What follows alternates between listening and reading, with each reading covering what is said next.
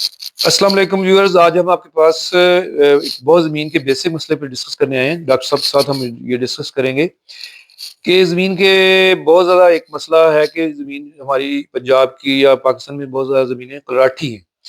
तो इस पे हम आज डिस्कस करेंगे, डॉक्टर साहब से मशवरा करेंगे कि हम अपनी कलराठी ज़मीनों के मतलब जो पहले तो हम ये उनसे पूछेंगे कि कलराठी ज़मीनें क्या होती हैं? हम कैसे ये पता करते हमें चलता है कि ये ज़मीन जो है कलराठी है और उसके क्या जो है निशानात हैं, क्या उसके फीचर होते हैं? अच्छा जी, thank you very much Qayyum साहब, बड़ा अच्छा क्वेश्चन किया आपने जी। हुँ। कि इस वक्त बल्कि इसमें जब मैं स्टूडेंट था तो 6.26 मिलियन हेक्टर यानी 6.26 मिलियन हेक्टर, ये 2004 की बात है।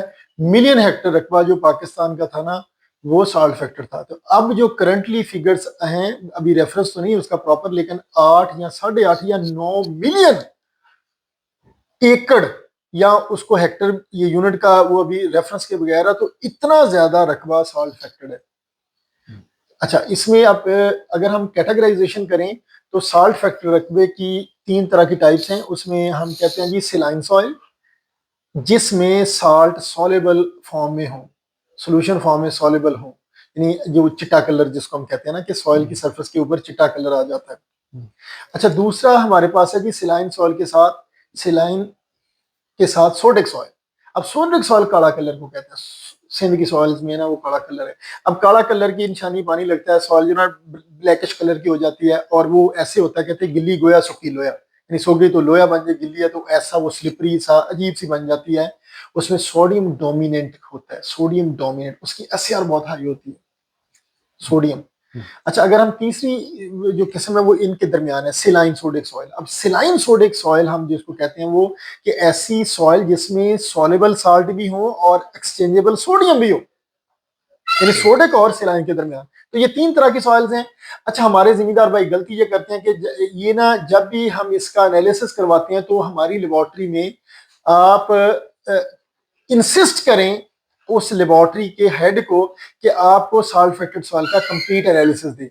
वो सिंपल आपको ईसी पीएच निकाल के दे देते हैं और साथ में उसकी स्ट्रक्चर बता देते हैं, कोई जिप्सम रिक्वायरमेंट इससे ज्यादा नहीं। मेरे पास कई रिपोर्ट्स आई हैं तो वो इनकम्प्लीट होती है। मैं लोगों को कहता हूँ काइंडली आप इसका डिटेल एनालिसिस करवाएं, मुझे ये पता चले कि इसमें सॉलेबल सॉल्ट, यानी ये सॉइल सिलाइन है, सिलाइन सोडिक है या सोडिक है। अच्छा। तो वो आपको इसका ईसी का लेवल पता होना चाहिए, ईसी लेवल, इलेक्ट्रिकल कंडक्टिविटी कितनी है, जिससे हम पीएसएस कैलकुलेट कर सकें, टोटल सॉल्युबल साल्ट। आपको इसका सोडियम पता होना चाहिए कि स्पेशली सोडियम बहुत डोमिनेंट है, कैल्शियम मैग्नीशियम मेजर होना चाहिए, ताकि आपको पता चल सके कि एसएआर कितना है, सोडियम एड्सॉर्प्शन रेशो कितनी है, और आरएससी रेजिडुअल सोडियम कार्बोनेट कितना है। ये डिसाइडेड होने के बाद फिर आप जाते हैं कि हमें इसका ट्रीटमेंट क्या करना है। सिलाइन सॉइल है तो मसला ही कौन है, सिंपल गहरा हल चलाएं, अच्छा पानी अगर मीठा मिल जाए उसको फ्लश करवा दें तो साल्ट आपके जमीन के नीचे चले जाते हैं, गहरा हल चलाने से। सिंपल यानी वो आप उसकी इनफिल्ट्रेशन रेट बढ़ा दें, पोरेसिटी बढ़ा दें, गहरा हल चला दें, तो निम्की आज चले जाते हैं नीचे। लेकिन फिर वही मसला आ जाता है मीठे पानी का, वो हम अगले सवाल में डिस्कस करेंगे कि मीठा पानी कहां से लाएं, ट्यूबवेल का पानी है तो वो ऑलरेडी खा रहा है। अच्छा, दूसरा हम जिप्सम रिक्वायरमेंट, हमारे मसला अनफॉर्चुनेटली ये कि पिछले 1980 से लेकर अभी तक लोग जिप्सम से बाहर ही नहीं निकले, जो सल्फेटेड सॉइल का सोल्यूशन है। जिप्सम की सॉल्युबिलिटी बड़ी पुअर है, बिल्कुल। अगर वो बताऊं तो अशारिया लेस देन अशारिया 3% है जी, लेस देन अशारिया 3%। तो आप जब वो, चूंकि पत्थर है, नॉन सॉलेबल है, या तो ये सॉलेबल फॉर्म में ऐड करें, तो फिर तो बात बनती है। जब सॉलेबल फॉर्म में, आल तो आपकी जमीनों में भी कैल्शियम बहुत ज्यादा, क्योंकि कैल्शियम ने एक्सचेंज साइड से सोडियम को रिप्लेस करवाना है। अब कैल्शियम जमीन में भी है, उसको खोर लें, या कैल्शियम अगर बाहर से ऐड करना है तो जिप्सम को किस तरह तोड़ के ऐड करवाएं। डायरेक्ट जिप्सम का इतना फायदा नहीं है, वो पत्ती डालने वाली बात है कि आपने जमीन को ऊंचा कर दिया, 20 टन कर दिया, 10 टन कर दिया। महकमा ऐसे ही आपको रिकमेंड कर रहा है। अगर आपने इसको डिजोल्व तोड़ के तोड़ना, तो तोड़ने का तरीका यह है कि आप इसको या तो गोबर अच्छा ले लें, मिन्योर, उसमें वेस्ट डिकम्पोजर डालें, या उसकी डिकम्पोजिशन करवा दें, उसमें आप जिप्सम ऐड करवाएं। यानी जिस तरह गोबर को हमने पिछली वीडियो में बताया था कि डिकम्पोज करके ट्रालियों की बजाय केजीज में डालें, इसी तरह आप जिप्सम को टनों की बजाय गोबर डिकम्पोजर के साथ डिकम्पोज करके, ट्रीट करके, सोलेबल करके, ये 300-400 किलो डाल लें, तो अखीर हो जाएगा। आपने जितना भी सोडियम को रिप्लेस करवाना एक्सचेंज साइड से कैल्शियम के साथ, जितना मर्जी ले लें। अच्छा, ये कन्वेंशनल मेथड है जिसको हमने एडवांस किया है कंपोस्टिंग के साथ, गोबर के साथ, डीकंपोजर के साथ। इसके एडवांस फॉर्म में हमारे पास है बायोएक्टिव जिप्सम है जी। हमने बायोएक्टिव जिप्सम डिजाइन किया है जिसमें कैल्शियम को सॉल्युबल कर दिया है, यानी अब वो टनों वाला भी नहीं है, वो हंड्रेड्स वाला भी नहीं है, सिर्फ केजीज वाला सोल्यूशन है।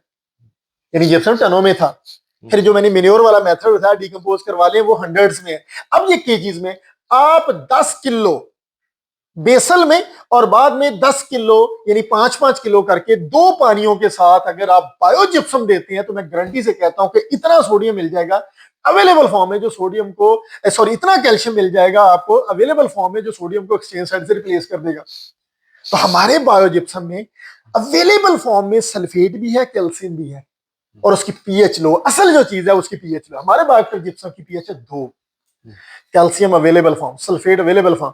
ये आपकी सॉइल में जैसे ही जाएगा, ये गारंटी के साथ 10 किलो जो सॉइल में अप्लाई किया सोइंग के वक्त, या फिर आपने अगर सिलाइन सॉइल को ट्रीट करना है तो आप रौनी में इसको 10 किलो फ्लड करवा दें, तो साल्ट अगर वो हार्ड पैन नहीं है, हार्ड पैन नहीं भी टूटी हुई, तो ये हार्ड पैन से नीचे इन्फिल्ट्रेशन रेट बढ़ा देगा, सेलाइन सॉइल को रिक्लेम करेगा, सोडिक सॉइल को रिक्लेम करेगा। जो बायोएक्टिव जिप्सम हमने एडवांस इसकी फॉर्मुलेशंस दी है सर। Thank you.